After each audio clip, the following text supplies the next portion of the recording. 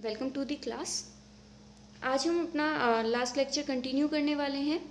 इस वीडियो में हम देखेंगे वॉइड्स को और उसके बाद हम बात करेंगे packing in solids in 3D arrangement. ठीक है, इससे पहले पार्ट में हमने क्या किया था, हमने पैकिंग इन सॉलिड्स बात की थी इन 1D arrangement and 2D arrangement. हमने क्या देखा था कि जब हम 2D में अरेंज करते हैं सॉलिड के पार्टिकल्स को तो हमारे पास दो टाइप के अरेंजमेंट निकल कर आते हैं, एक स्क्वायर क्लोज पैकिंग और एक हेक्सागोनल क्लोज पैकिंग। ठीक है, स्क्वायर क्लोज पैकिंग में क्या था कि एटम के नीचे बिल्कुल एटम, मतलब इसमें क्या था कि एक ही टाइप का अरेंजमेंट था, सारी जो रोज थी वो ए टाइप की थी, जबकि इसमें क्या हो रहा था कि अरेंजमेंट डिफर कर रहा था, एक जो रो है वो ए टाइप की है तो दूसरी रो बी टाइप की है। ठीक है, सेम इसी चीज़ को दोबारा से कंटिन्यू करते हुए हम 3D पर पहुँचने वाले हैं। ठीक है, ये 2D अरेंजमेंट था। सबसे पहले हम इसे ही देखते हैं कि अगर हम इसे ही कंटिन्यू करें तो इसका 3D अरेंजमेंट क्या हो सकता है। तो जैसे कि हम यहाँ पे बहुत सिंपली देख पा रहे हैं कि यहाँ पे अरेंजमेंट क्या है कि एकदम सिमिलर होता जा रहा है। ठीक है, कोई चेंज नहीं है, सेम अरेंजमेंट है। तो जब हम इसकी सेकेंड लेयर इसके ऊपर ड्रॉ करेंगे, क्योंकि 3D का मतलब क्या है, इसमें लेंथ है, ब्रेथ है, अभी हमको हाइट लेके आनी है, दैट मीन्स हम ऊपर इसमें लेयर्स ऐड करने वाले हैं। ठीक है, तो वो लेयर्स भी बिल्कुल इसी तरीके से सिमेट्रिक होंगी, दैट मीन्स एटम के ऊपर एटम होगा। तो कुछ इस तरीके से, जैसे ये अभी यहाँ पे मैं सेकंड लेयर जो है वो फॉर्म करने वाली हूँ। थोड़े से यहाँ से ले लेते हैं ना अभी फिलहाल के लिए। तो ये क्या हो गया आपका अरेंजमेंट इन 3D, क्योंकि अभी इसमें क्या आ गई, अभी इसमें हाइट भी आ गई ना। तो इस टाइप का जो अरेंजमेंट होता है उसे क्या बोलते हैं, अभी हम 3D की बात कर रहे हैं। यहाँ से 3D को हटा के अभी मैं यहाँ पे 3D लिखने वाली हूँ। ठीक है, तो ये वाला जो अरेंजमेंट है ये हम 3D के लिए बात कर रहे हैं, ये 2D की बात थी। तो इस टाइप का जो अरेंजमेंट होता है उसे हम बोलते हैं simple cubic close packing. Simple है ना, ये बिल्कुल सिंपल सी है। और एक क्यूब बन रहा है, क्यूब कैसे बन रहा है कि मतलब जिस तरीके से नीचे अरेंज है बिल्कुल उतना ही। ठीक है, अगर ये मैं यहाँ पे एक रो और ऐड कर देती हूँ तो ये 4x4 की रो बन जाती है। शॉर्ट में क्या बोल देते हैं, SCC। और आपको ध्यान हो तो आपने SCC पहले भी कहीं पढ़ा है, जब हमने यूनिट सेल को क्लासीफाई किया था तो वहाँ पर हमने SCC पढ़ा था। SCC और इसको दूसरे किस नाम से बोलते हैं, SCC को प्रीमिटिव यूनिट सेल। वहाँ पे हमने दो टाइप की यूनिट सेल देखी थी ना, प्रीमिटिव एंड नॉन प्रीमिटिव। तो जो प्रीमिटिव यूनिट सेल थी वो क्या थी, वो SCC ही थी। ठीक है, क्लियर हो गया।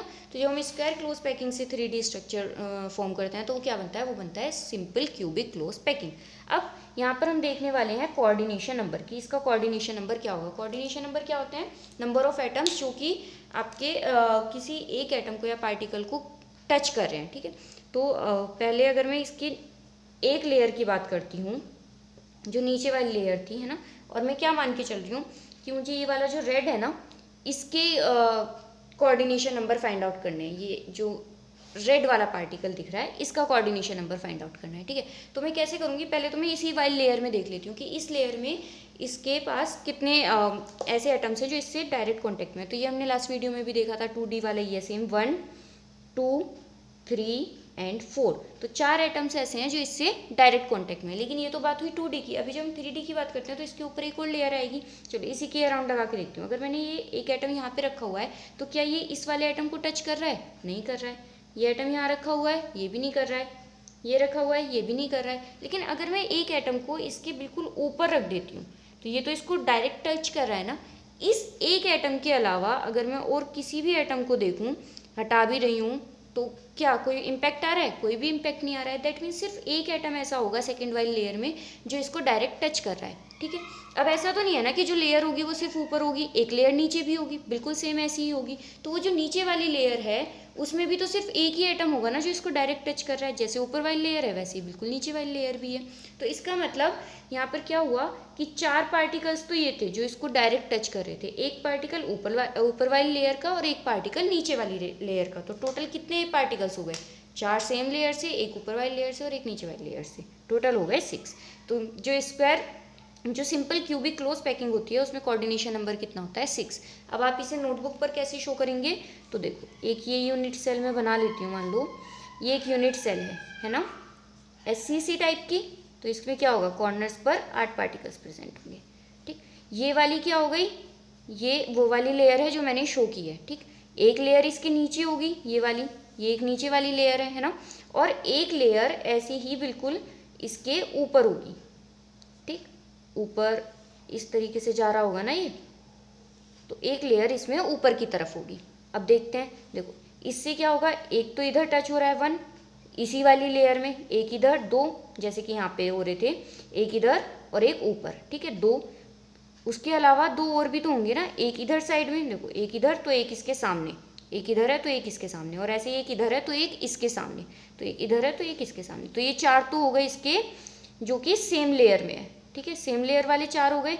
कौन सा, ये आपका मिड वाला था जिसको हम चेक कर रहे थे, तो एक इधर, एक इधर, एक इधर, एक इधर, ये 4 हो गए। अब एक होगा जो नीचे डायरेक्ट कॉन्टैक्ट में होगा, जैसे मैंने आपको बताया था, तो एक ही हो गया 5th वाला, और एक होगा जो इसमें ऊपर डायरेक्ट कॉन्टैक्ट में होगा। तो टोटल कितने हो गए 6। तो आप कैसे शो करोगे कि 3 तो हो गए सेम यूनिट सेल में, 1 2 3, और 3 हो गए डिफर, ठीक है। आई होप समझ में आ गया होगा। अब हम चलते हैं सेकेंड वाले की तरफ, ठीक है, इसको मैं यहाँ से हटा देती हूँ। अब हम बात करने वाले हैं हेक्सागोनल क्लोज पैकिंग के बारे में। तो हेक्सागोनल क्लोज पैकिंग में मैंने आपको कल कुछ वॉइड से रिलेटेड बताया था, है ना। वॉइड से रिलेटेड क्या बताया था कि जब हम हेक्सागोनल क्लोज पैकिंग की बात करते हैं तो वहाँ पर किस टाइप के वॉइड्स फॉर्म होते हैं, वहाँ पर वॉइड्स फॉर्म होते हैं ट्राइंगुलर, ठीक। बना लेते हैं पहले, ये हो गई। अब देखो इसमें जैसे कि हमने स्क्वायर में बात की थी कि वहाँ पे तो अरेंजमेंट क्या था, बिल्कुल सिमिलर था, सिमिलैरिटी आ रही थी, है ना, अरेंजमेंट में। लेकिन यहाँ पे तो कोई सिमिलैरिटी नहीं है, तो ऐसा ही इसकी सेकेंड लेयर में होने वाला है, सेकेंड लेयर में भी कोई सिमिलैरिटी नहीं होने वाली है। तो हम जो सेकेंड लेयर है उसे 2 तरीके से अरेंज कर सकते हैं। देखो कैसे अरेंज कर सकते हैं। एक तो अरेंजमेंट हो जाएगा कि अगर मैं ये दोनों एटम है ना, इनके जो बीच का पार्ट है वहाँ पे एटम को इस तरीके से प्लेस करूँ, 2 एटम है उनके बीच वाले पार्ट में प्लेस कर रही हूँ, ये 2 एटम है इनके बीच वाले पार्ट में प्लेस कर रही हूँ, ठीक है। और एक अरेंजमेंट क्या हो सकता है कि अगर ये हेक्सागोनल पैकिंग है कुछ इस तरीके से, ठीक है, आप ध्यान देना दोनों चीज़ों में कि मैं क्या डिफरेंस बताने की कोशिश कर रही हूँ। बस अगर आप एक बार इस चीज़ को नोटिस कर पाते हैं तो फिर कुछ नहीं बचता है। यहाँ पर तो मैंने क्या किया था कि जो एटम्स के बीच में जगह थी ना, वहाँ पे पुट किया था मैंने दूसरे एटम को, जो सेकंड वाली लेयर डाली थी। यहाँ पे मैं क्या करने वाली हूँ कि ये जो वॉइड बन रहा है, जो ट्रायंगल मैंने आपको लास्ट वीडियो में दिखाया था, मैं उस ट्रायंगल में एटम को पुट करने की कोशिश कर रही हूँ, ठीक है। तो दोनों में डिफरेंस है, यहाँ पे मैं ट्रायंगल में पुट कर रही हूँ और यहाँ पे मैंने जो 2 एटम्स के बीच का डिप्रेशन था वहाँ पे पुट किया था। अब देखो क्या हुआ है इन दोनों में। एक्चुअली जब मैं इसकी बात करती हूँ तो इसमें जो लेयर थी नीचे वाली वो कुछ इस तरीके से थी,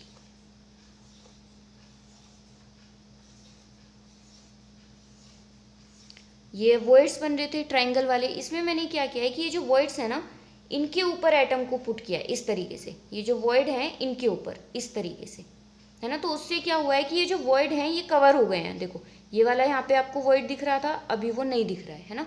यहाँ पे एक वॉइड दिख रहा था, अभी वो नहीं दिख रहा है, कवर अप हो गया। जबकि इसमें मैंने क्या किया है,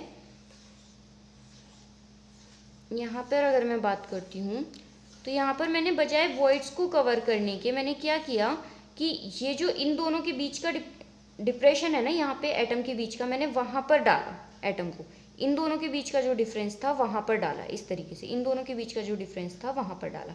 तो आप इसमें एक चीज़ नोटिस कर रहे हो कि यहाँ पे एक और वॉइड बन गया है, दिख रहा है आपको, ट्रायंगल टाइप का ही एक और वॉइड बन गया है। ट्रायंगल नहीं है एक्चुअली, तो ये इस टाइप का बनेगा। अगर आप यहाँ पे ध्यान से देखो तो ये क्या हो रहा है कि नीचे वाला वॉइड और ऊपर वाला वॉइड कुछ इस तरीके से, अगर मैं इसको आपको दिखाना चाहूँ तो ये कुछ इस तरीके से आ रहे हैं। पहले नीचे वाली लेयर में इस तरीके से एक ट्रायंगुलर वॉइड बन रहा था, है ना, जैसे यहाँ पे ट्रायंगल बन रहा है। अब ऊपर वाली लेयर में क्या हुआ, इस तरीके से आ गए एटम्स। कैसे, ये एक एटम, दूसरा एटम और तीसरा एटम। तो आपको ये वाला स्पेस दिख रहा है ना बीच में, ये वाला, तो ये एक टाइप का यहाँ पर वॉइड बन रहा है। इसको बोला जाता है ऑक्टाहेड्रल वॉइड।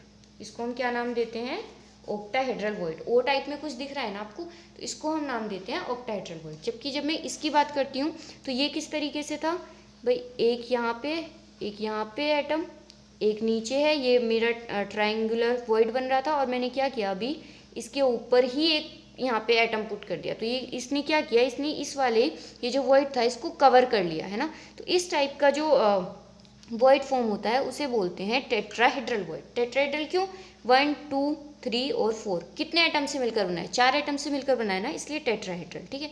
यहाँ पर 6 एटम्स यूज हुए हैं, तो ये ऑक्टाहेड्रल कुछ ओ टाइप की शेप बन रही है। क्लियर हो गया आराम से। बस इन्हीं वॉइड्स के बेसिस पर हमारे सामने 2 अरेंजमेंट निकल कर आते हैं। कैसे, एक अरेंजमेंट वो जिसमें टेट्राहेड्रल वॉइड बन रहा है और एक अरेंजमेंट वो जिसमें ऑक्टाहेड्रल वॉइड बन रहा है। तो अभी क्या हुआ, इसको मैं यहाँ से रब कर देती हूँ थोड़ा सा इस तरीके से। तो देखो इसमें क्या है कि आपने जैसे ही यहाँ पर एक लेयर पुट की, ये वाली जो नीचे वाली लेयर थी, अगर मैं उसको ए टाइप की लेयर कह रही हूँ, तो जो ऊपर वाली लेयर आएगी वो इससे कुछ डिफर आएगी, ऊपर वाली लेयर है ना। तो अब उस लेयर को मैं यहाँ पे ऐसे तो नहीं दिखा सकती, इस तरीके से मैं बी ऊपर लिख रही हूँ, उसके ऊपर जो लेयर आएगी वो फिर से सेम यही रिपीट हो जाएगी ए वाली। तो ये किस टाइप का अरेंजमेंट हो गया, ए बी ए टाइप का, ठीक है। और जबकि अगर मैं इसकी बात करती हूँ तो यहाँ पे क्या हो रहा है कि पहले ए टाइप की लेयर थी, अब इसके ऊपर जो है ये वाली लेयर, ये बी टाइप की लेयर है, और जब मैं इसके ऊपर फिर से रखूँगी तो देखो मैं यहाँ पे क्या कर रही हूँ, यहाँ पे जो डिप्रेशंस है ना एटम्स के, उनमें पुट कर रही हूँ। तो एक डिप्रेशन एटम का ये हो गया, ठीक है, यहाँ पे रखूँगी तो एक डिप्रेशन ये हो जाएगा, और अगर यहाँ पे रखूँगी तो एक डिप्रेशन ये हो जाएगा। तो ये वाली लेयर देखो, नीचे वाले में ट्रायंगल कैसे बन रहा था, इस तरीके से, जब मैंने ये नहीं रखे हुए थे है ना, ट्रायंगल ऐसे बन रहा था। अभी जब मैंने ऊपर वाली रखी तो उसमें ट्रायंगल कैसा बना है, इस तरीके से। दैट मीन्स जो फर्स्ट वाली लेयर थी यहाँ पे, उसमें तो देखो हेक्सागन ही बन रहा था नीचे, जो हमने 2D से निकाली थी, ठीक। तो 1 2 3 4 5 और 6 एटम्स, और ये एक बीच में, तो ये क्या हो गया, हमने इसको दे दिया नाम ए, कि मतलब ये ए टाइप की लेयर है। दूसरी वाली लेयर में क्या हो रहा था कि जो दूसरी वाली लेयर बन रही थी वो कुछ इस टाइप से बन रही थी, ये वाला ट्रायंगल बन रहा था, इसको हमने नाम दे दिया बी। अब जब हमने इसकी थर्ड लेयर देखी तो थर्ड लेयर में जो ट्रायंगल बन रहा है वो कुछ इस टाइप का बन रहा है, 1 2 और 3। तो ये ना तो ए की तरह है ना बी की तरह है, तो इसीलिए हमें इसे कोई और नाम देना पड़ेगा, तो हमने इसको नाम दिया सी। अब जब मैं सी के ऊपर एक और लेयर यहाँ पे फॉर्म करूंगी तो वो लेयर फिर से किसकी तरह रिपीट हो जाएगी, ए की तरह। तो इसीलिए इस टाइप का जो अरेंजमेंट होता है उसे बोला जाता है A B C type arrangement, ठीक है। क्लियर हो गया, ये हो गया A B C type arrangement. जबकि इसमें अगर मैं देखूँ तो नीचे तो ये हेक्सागन ही बनाएगा इसी तरीके से, जिसे हमने ए टाइप की लेयर बोला है, ठीक है। और सेकंड वाली लेयर क्या थी, ट्रायंगल, जिसे हमने बी टाइप की लेयर बोला। और जैसे ही मैं इसके ऊपर दूसरे लेयर लगाऊंगी वो फिर से क्या हो जाएगी, ए टाइप की लेयर। तो ये किस टाइप का अरेंजमेंट हो गया, ए बी टाइप का अरेंजमेंट, ठीक है। क्लियर हो गया। अब ये जो ए बी टाइप का अरेंजमेंट होता है इसे बोला जाता है हेक्सागोनल, सॉरी स्पेलिंग गड़बड़ हो गई, हेक्सागोनल क्लोज पैकिंग, सेम जो इसका नाम 2D में था वही, और HCP। एक्चुअली तो हमारा सॉलिड 3D में ही होता है ना, तो हम 3D वाले को ही कंसीडर करेंगे, वो तो बस इसका बेस बनाने के लिए था। और जबकि अगर मैं बात करती हूँ ABC टाइप की, तो इसमें किस टाइप की होती है, इसमें होती है cubic close packing, that is CCP, और या फिर आप इसको बोल सकते हो FCP, face centred close packing, ठीक है। क्लियर हो गया। अब इसमें सिर्फ एक चीज़ रह जाती है, कोऑर्डिनेशन नंबर, ठीक है, जो हम अभी देखने वाले हैं।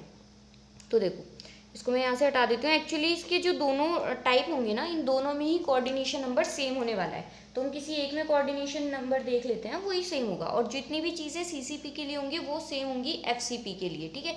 इनकी जब आप पैकिंग फ्रैक्शन की बात करोगे तो आप देखोगे कि इनका पैकिंग फ्रैक्शन भी सेम है, इनकी जो एज लेंथ और रेडियस इनके बीच का रिलेशन है वो भी सेम आने वाला है। तो जब भी हम बात करेंगे FCP के लिए कुछ सॉल्व कर रहे हैं, सॉरी FCP नहीं FCC, तो वही चीज़ सेम होगी CCP के लिए और HCP के लिए, ठीक है। तो उसमें बहुत ज़्यादा कंफ्यूज नहीं होना है। तो अब हम कोऑर्डिनेशन नंबर की बात कर लेते हैं।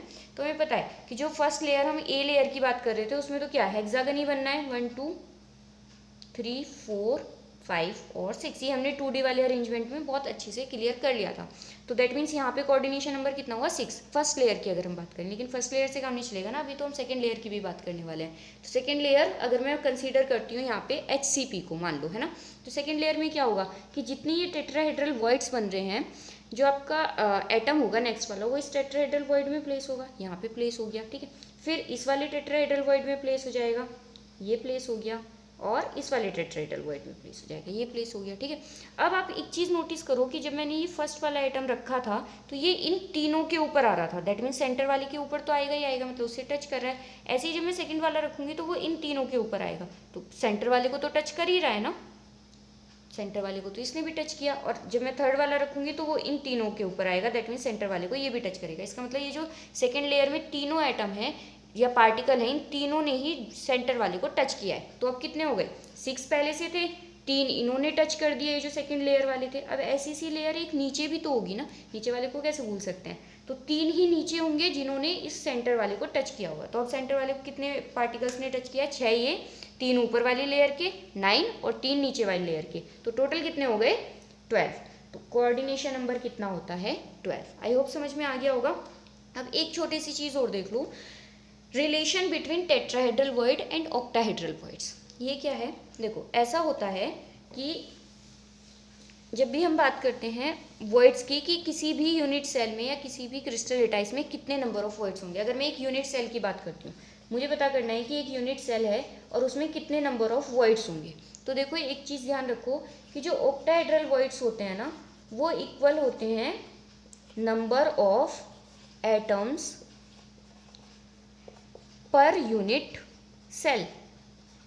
हमने number of atom per unit cell solve किए थे ना लास्ट वीडियोस में, उसी के इक्वल। और जो टेट्राहेड्रल वर्ड्स होते हैं वो इक्वल होते हैं डबल ऑफ ऑक्टाहेड्रल वर्ड्स।